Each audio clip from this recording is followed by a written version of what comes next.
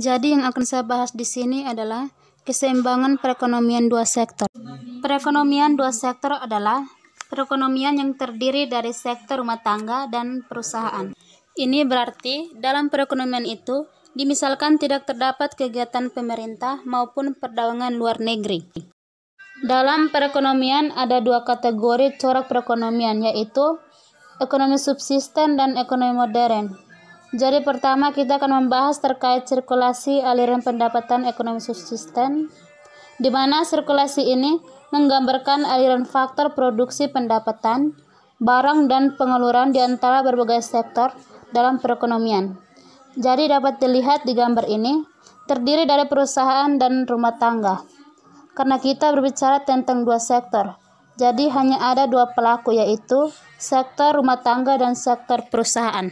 Kemudian saya akan membahas tentang sirkulasi aliran pendapatan ekonomi modern. Jadi yang kedua ini adalah corak ekonomi modern. Jadi rumah tangga sebagai pemilik faktor produksi, dia akan mendapatkan pendapatan dari faktor-faktor produksi tersebut. Faktor-faktor produksi tersebut dimiliki oleh perusahaan, di mana pendapatan tersebut digunakan untuk melakukan pembelian barang dan jasa yang dihasilkan oleh pengusaha.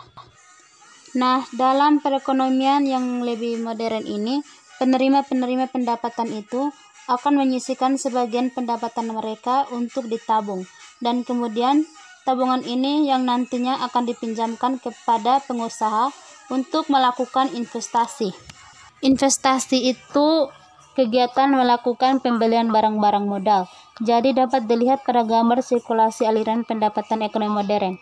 Jadi bagian dari pendapatan sektor rumah tangga itu akan ditabung ke lembaga-lembaga keuangan. Dalam hal ini adalah ke bank. Ini ditunjukkan dengan aliran 3. Lalu kemudian dari lembaga keuangan ini atau bank kemudian akan dipinjamkan kepada para penanam modal. Ini disebut nanti ada aliran 4, yaitu pinjaman. Jadi para penanam modal atau investor akan meminjam dan akan menggunakan tabungan tersebut untuk membeli barang-barang modal dari sektor perusahaan. Ya, jadi ini dapat ditunjukkan pada aliran 5, investasi. Berikut saya akan membahas tentang APC dan MPC yang ada dalam konsumsi. APC adalah total konsumsi dibagi dengan disposable income. Dalam bentuk rumus, APC dapat ditulis sebagai berikut.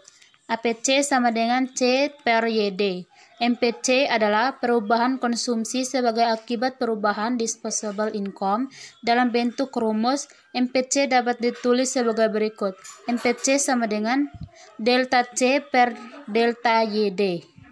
Berikut disajikan tabel pendapatan nasional dan konsumsi nasional. Jadi di sini dapat dilihat ketika antara pendapatan nasional dan konsumsi nasional, ini ada tabelnya. Jadi di sini dituliskan, misalkan pada saat pendapatan nasionalnya adalah 0 dan konsumsinya sebesar 50. Kemudian di bawahnya pendapatan nasionalnya 200 dan konsumsinya 200. Dan seterusnya dapat dilihat pada tabel tersebut. Ya, buat teman-teman, terima kasih karena sudah menonton video ini. Jangan lupa like, comment, and subscribe, karena subscribe itu gratis guys, gratis.